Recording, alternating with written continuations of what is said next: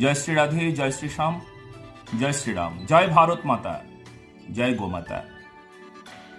ঈদের দুদিন পরেই মেটিয়া বুরুজ বিধানসভা, মহেশতলা পৌরসভা, Rabindranagar police station, ward number 7, যে প্রকারে সনাতনীদের উপর অত্যাচার, যে প্রকার ইট বৃষ্টি, যে প্রকার মন্দির ভেঙে দেওয়া, যে প্রকার তুলসী বেদিকে ভেঙে দেওয়া, আমরা প্রতিবাদী হয়ে উঠেছি। আর সেই প্রতিবাদ নিয়ে আমরা আগামীকাল 13ই জুন শুক্রবার কোচবিহার জেলার তুফানগঞ্জ মদনমোহন বাড়ি থেকে আমরা একটা মিছিলের আয়োজন করেছি।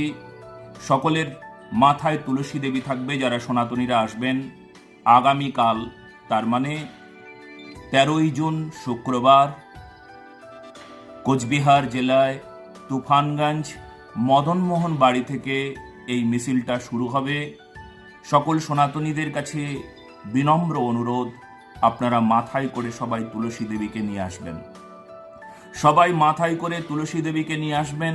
তুলসীর ওপর অবমাননা, তুলসী বেদিকে ভেঙে দেওয়া, সনাতনীদের ওপর অত্যাচার, সনাতনী পরম্পরায় আঘাত, এই আঘাতে আমরা সবাই প্রতিবাদী।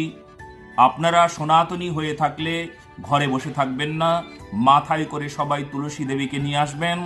আগামীকাল, আবার মনে করিয়ে দিই, আগামীকাল ঠিক বিকেল 5 ঘটিকায় আপনারা উপস্থিত থাকবেন। সেখান থেকে আমাদের মিছিল শুরু হবে। কোথায় না কোচবিহার জেলায় তুফানগঞ্জ মদনমোহন বাড়ি থেকে সেই মিছিলটা শুরু হবে। আপনাদের কাছে অনুরোধ, আপনারা সকলে মাথায় করে তুলসী দেবীকে নিয়ে আসবেন। আমরা এই পরিক্রমায় সকলে উপস্থিত থাকব। জয় তুলসী মাইয়া, জয় ভারত মাতা, জয় সত্য সনাতন ধর্ম, জয় জয় শ্রীরাম, জয় শ্রীরাম, জয় শ্রী রাধা মাধব।